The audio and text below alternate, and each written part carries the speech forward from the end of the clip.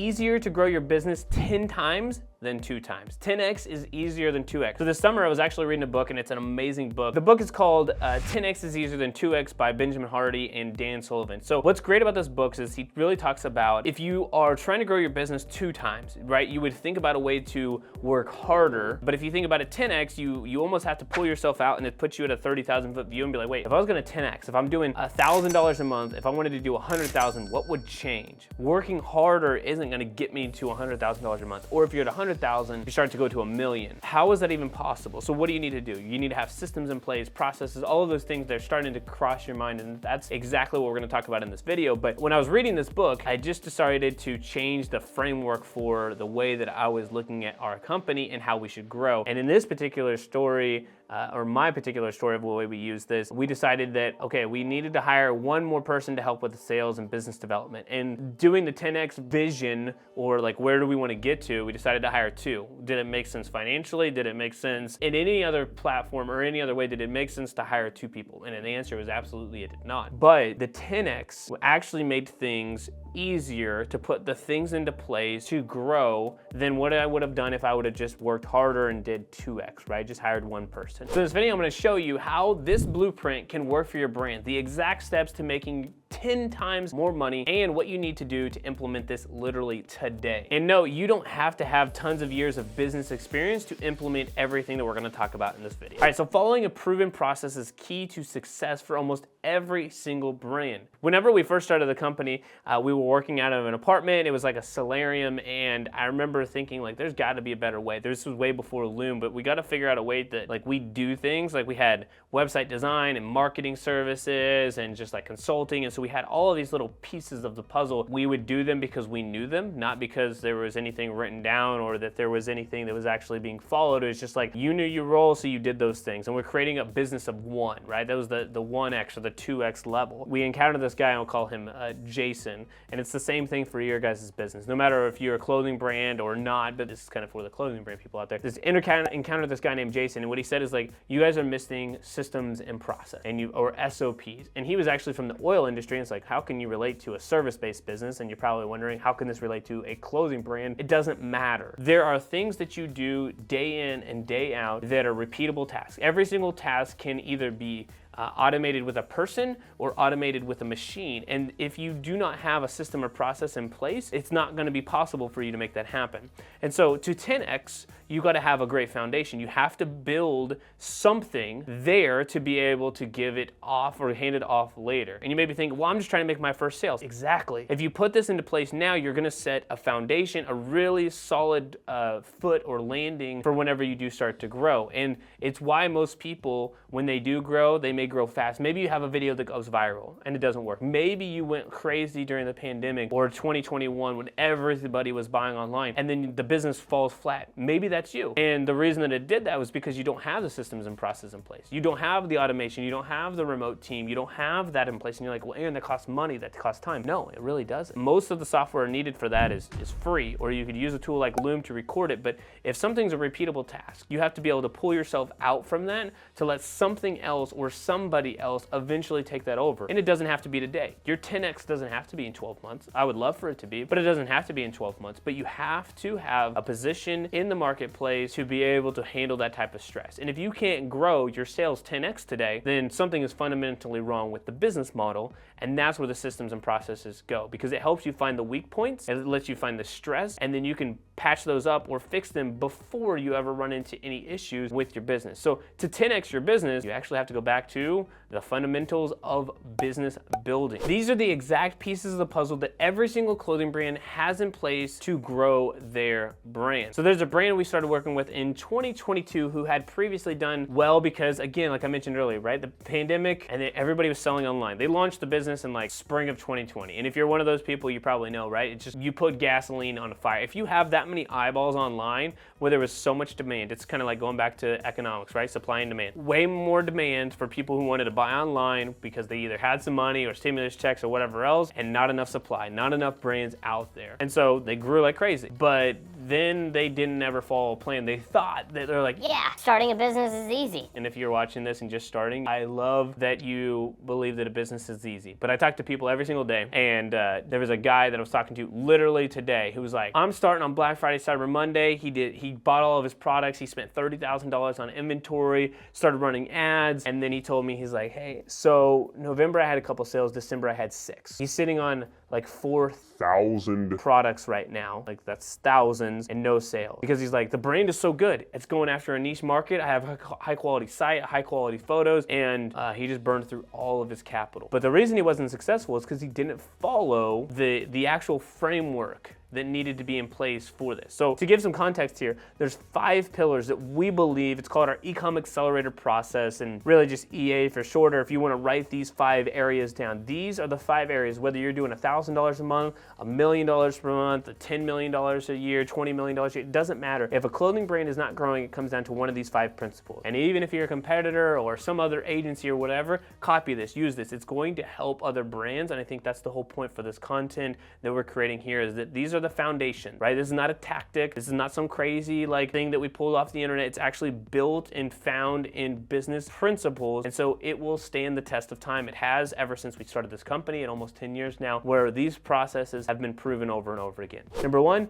got to have a great website conversion. If you're not between 1.5% and 3%, if it's below 1.5%, you got a little bit of a trust issue, some friction. There's something causing people not to purchase. If you're over 3%, what happens most of the time is that you get a bunch of friends and family, a bunch of people on your email list, but not enough new traffic. I like you to be, if you got an average price point or average order value between that 40 to 120, 150, you really should be around that 1.5% to 3%. If you're higher than that, great. If it's new acquisitions and it's above 60% new acquisitions, then you're still at that above 3%, great, but that typically is more rare. The second thing is traffic. People always believe they should have organic or paid. They're like, I got time or I got money. And the answer is you should do a combination of both. The only difference between organic and paid is that one of them you spend dollars on. That's it. But if you don't have a combination of both, you miss out on the opportunity to test, or you miss out on the opportunity to scale. I don't care what amount of money you spend per day on ads, just that you are starting to spend when you start to get some traction with your organic, but you have to have traffic. So that's number 2. Number 3, you gotta have profit. So many people, and I know that you're somebody on the other side of this screen listening to me right now who is doing this. You got 100, 200, 300 people on your email list, maybe you got 1,000, you're like, It's just too small of a list and I'm not gonna email. but it's like being invited to a party and you're speaking in front of 300, 400 people, 500 people, 1,000 people, and just not talking. Like literally just sitting at the lectern and saying nothing, because relationships are built in email and SMS. It's also where the profit's made, because this is what's gonna happen. You're gonna catch somebody's attention organically or with paid ads. They're gonna go to your site and they're gonna be like, ooh,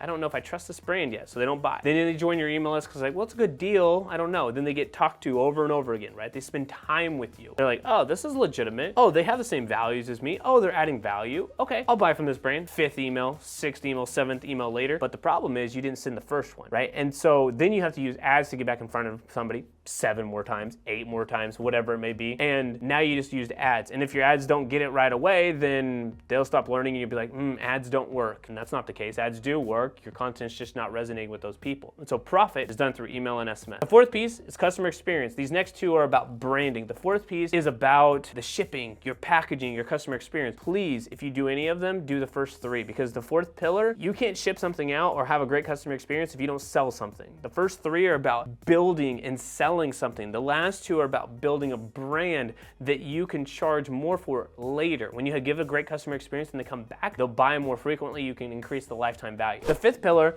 is more organic in branding. And so for this 5th pillar, it's really about UGC or user-generated content. Influencers, and I don't care if the influencer has a lot of followers, I just care that they're talking to the right people. For example, if I reached out to do a UGC deal or an influencer deal with somebody and they had 100,000 followers, but none of you guys were clothing brands, then I wouldn't really care about it. But if I found a friend of mine who has 5,000 followers who has nothing but clothing brands following them, I would do that every day. So influencers just need to have a level of influence. And then SEO, search engine optimization. It's kind of the last pillar here. It's not because it's not important, but it's lower on the totem pole. My goal for this video and for you in general is to 10x your company. And right now, if you stick around long enough, SEO will still make sense. But right now we have to sell products first, which means we need to make money. We got to focus on those first 3. And so if you want to grow your brand, these are the pillars that you need to fall into in place, right? And you may need to pause the video.